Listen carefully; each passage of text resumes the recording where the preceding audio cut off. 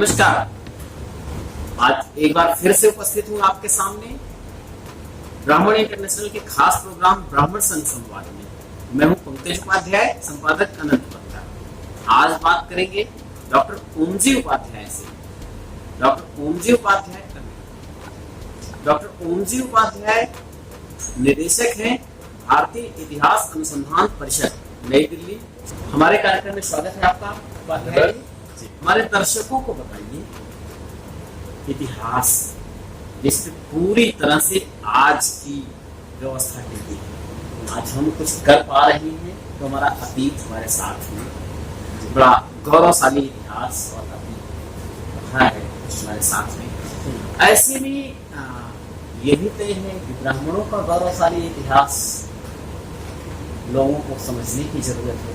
तो एक नजर ब्राह्मणों के गौरवशाली इतिहास पर आप डालिए, जिसे आज के यूथ को समझने की जरूरत है।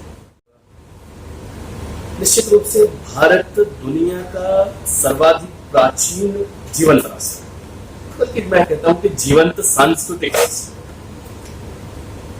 ब्राह्मणों की जहां तक बात है, मैं सीधे आपके विषय पे ही उतर रहा हूं, बिना कोई पृष्ठभूमि बहुत या बिना लंबी भूमिका लिए। ब्राह्मण शब्द पहली बार जो दुनिया का प्राचीनतम साहित्य है, साहित्यिक ग्रंथ है ऋग्वेद, उसमें ब्राह्मण शब्द का उल्लेख आता है ऋग्वेद के 10वें मंडल में, जिसमें जो रेफरेंस है वही है ब्राह्मणो वस्य मुखमासी बाहु राजन्य कृतः पुरु तदस्य वैश्यम पदाभ्याम शूद्रो जायत। अभिप्राय ये है कि एक विराट पुरुष की संकल्पना की जाती है और उसके शरीर के जो विभिन्न अंग हैं उसको विभिन्न वर्णों के नाम से उसको अभिहित किया जाता है, और ये बताया जाता है कि जो शरीर में इन अंगों का काम है वही समाज रूपी शरीर में इन वर्णों का काम।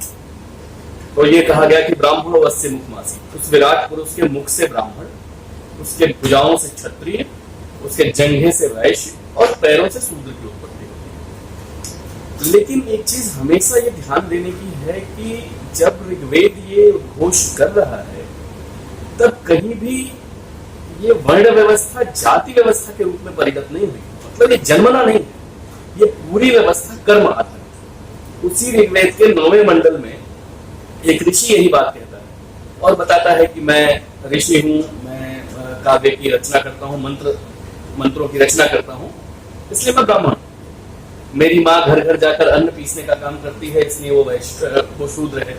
मेरे पिता भिषज हैं, चिकित्सक हैं, इसलिए वो वैश्य हैं।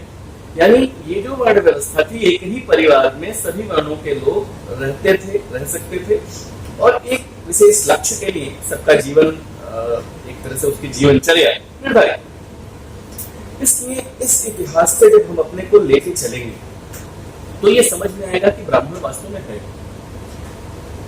मैं फिर वही कह रहा हूं कि इसको किसी जाति से समेकित करके ना देखें। ब्राह्मण है कौन, उपनिषदों में इस पर खूब चर्चा है।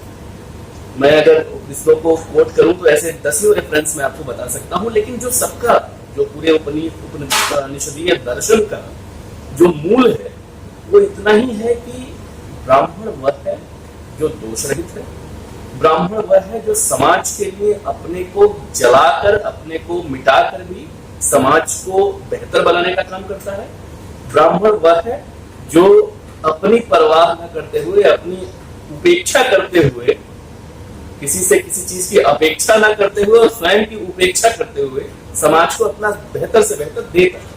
इसीलिए ब्राह्मण को कहा गया कि मुख है। ब्राह्मण समाज का मुख है, वो शिक्षा देने का काम करता है, समाज को दिशा देने का काम करता है, समाज को किस रास्ते पर चलना चाहिए उसका काम करता है। ये ब्राह्मणों की एक पृष्ठभूमि है।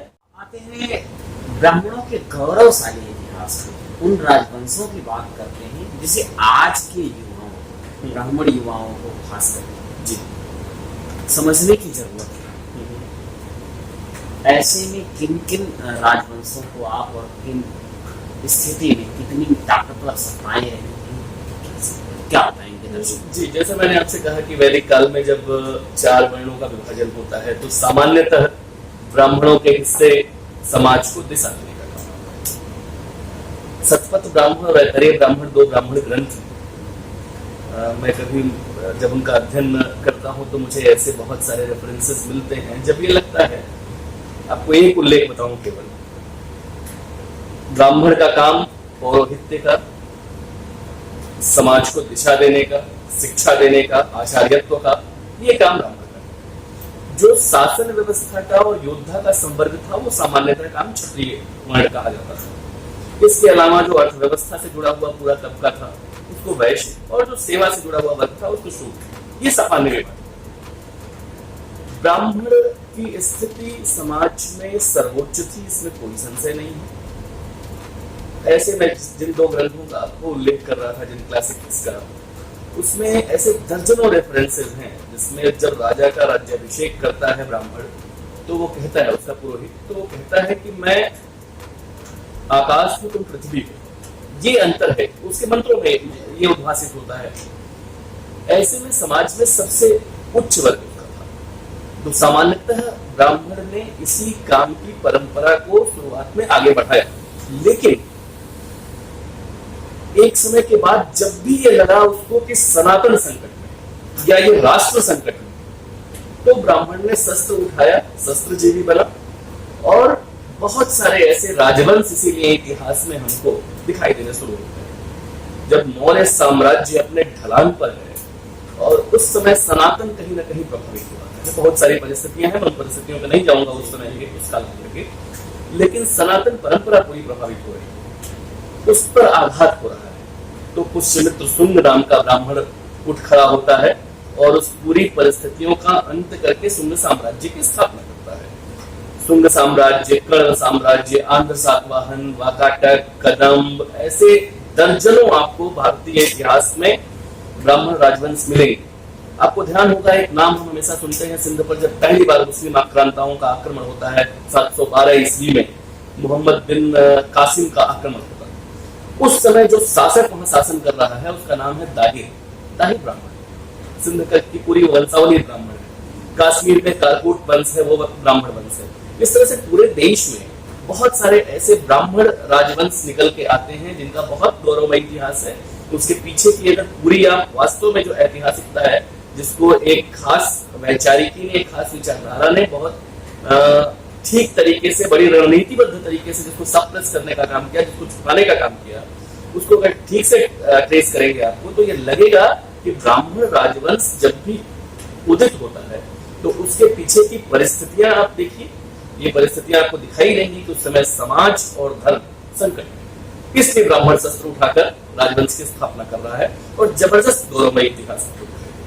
भारतीय इतिहास में जब ब्राह्मण शस्त्र की जगह शास्त्र की बात करता है, तो ऐसे कुछ एक उल्लेख करिए, कुछ जैसे कालिदास जैसे लोगों का क्या योगदान रहा है आज के निर्माण में।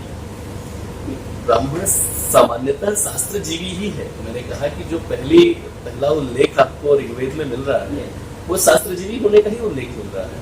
और जो भी मंत्र सृष्टा और मंत्र दृष्टा लोग हैं, ऋषि हैं, वो निश्चित रूप से ब्राह्मण है। वो उनकी जो वृत्ति है वो ब्राह्मण है। उसके अलावा मैंने कहा कि उपनिषदों में दर्जनों ऐसे आपको ट्रेट्स गिनाए गए, कैरेक्टरिस्टिक्स गिनाए गए जो ब्राह्मणों के होते हैं या होने चाहिए। वो ब्रह्म का ज्ञान होना चाहिए, आत्म तत्व का ज्ञान होना चाहिए, उसको परापेक्षा नहीं होनी चाहिए। इस तरह से जो ब्राह्मण की जो का मूल गुण है उसके खूब उल्लेख मिलते हैं और ब्राह्मणों ने उन गुणों को जिया है, उनको ठीक तरीके से संभाला है, संजोया है और जिया है, इसमें कोई संशय नहीं। दूसरे, ब्राह्मण मूलतः शास्त्र जीवी ही है।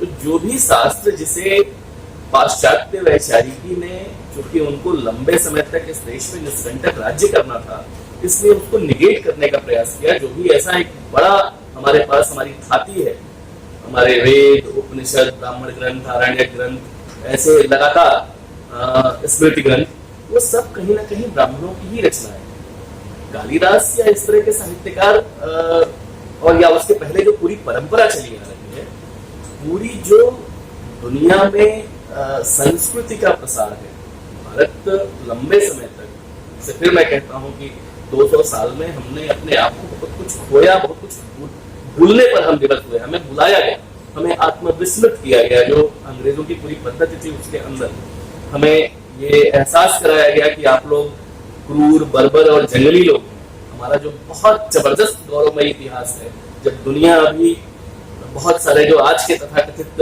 सबसे विकसित देश हैं, वो अभी संस्कृति और सभ्यता की शैशवावस्था में थे, जब वो अभी चलना सीख रहे थे, रेंगना सीख रहे थे, तब हमारे यहाँ वेदों की ऋचाएं गुंजना, तब हमारा अथर्ववेद ये उद्घोष कर रहा था कि माता भूमि पृथ्व्यां पुत्रोहम, ये भूमि हमारी माँ है और हम इसके पुत्र हैं। इस तरह के रागात्मक संबंध की हम बात कर रहे थे और इस इतने उन्नत संस्कृति को हम जिए। युवाओं को ब्राह्मणी युवाओं क्या संदेश देंगे? पहली बात तो ये कि जो समाज या जो राष्ट्र अपने अतीत को भूल जाता है या विस्मृत कर देता है, उसका मिटना तय। अपने और अतीत हमें ऐसा एक फाउंडेशन देता है, जो इतिहास है हमारा, वो इतनी मजबूत आधारशिला देता है जिससे हमारे भविष्य के भवन का निर्माण होना है। इसलिए उसको भूलने की जरूरत है। तो ये जो जब हम इस इतिहास को समझेंगे, हमारा युवा समझेगा इसको, युवा ब्राह्मण समझेगा, तो वो अपने को गर्व से भरा हुआ महसूस करेगा। दूसरे उसको ये बताया गया कि साहब ब्राह्मण तो हमेशा दीनहीन रहा, उसने कभी भिक्षावृत्ति करके अपना पेट पाला, कभी दूसरों के दरबार में दरबारी बनकर। उसे ये एहसास होना चाहिए, उसे अगर वास्तव में इतिहास में पढ़ेगा देखेगा तो उसको ये एहसास होगा कि ब्राह्मण के साथ ऐसा कभी नहीं है। ब्राह्मण समाज में सबसे ऊंचे स्तर पर विराजित रहा और तेन त्यक्तेन भुंजीता के सिद्धांत के साथ रहा। हमारे यहाँ ये वैचारिकी ये दर्शन विकसित हुआ कि हमारे यहाँ जो जितना छोड़ता जाता था, जितना त्याग करता जाता था, उतना बड़ा बनता जाता था। ये जो सिद्धांत था, और ऐसे त्यागी के लिए, ऐसे ऋषि के लिए, ऐसे ब्राह्मण के लिए किसी भी रियासत, किसी भी राज्य का सम्राट भी अपनी पदवी, अपना सिंहासन छोड़कर उसके चरणों में झुक जाता था। ये जो परंपरा रही, इसको देखना पड़ेगा, नंबर 1।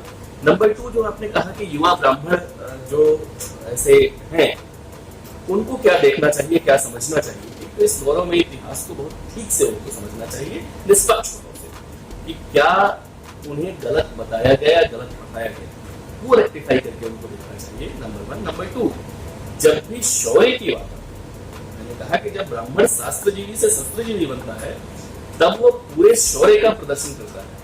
हमें ये बताया जाता है कि मोहम्मद बिन कासिम ने आक्रमण किया दाहिर पे, उसके आक्रमण के माइन्यूट डिटेल्स हमें बताए जाते हैं, लेकिन दाहिर का शौर्य हमसे छुपाया जाता है, दाहिर की पुत्रियों का शौर्य हमसे छुपाया जाता है कि उन्होंने अपने प्राणों की आहुति दे दी, लेकिन अपने सम्मान को ठेस नहीं पहुंचने। ये जो ब्राह्मण की परंपरा है, इसको समझने की जरूरत जी। और ऐसे 50 उदाहरण बड़े बड़े बड़े आपको देखेंगे, मिलेंगे। आपने हमारे कार्यक्रम में हिस्सा लिया, आपका बहुत बहुत धन्यवाद। ब्राह्मण इंटरनेशनल के खास प्रोग्राम ब्राह्मण संवाद में हम अगली कड़ी में किसी खास शख्सियत को लेकर आ रहे हैं। तब तक हमारे साथ बने रहिए। हाँ, एक बात और बहुत ध्यान से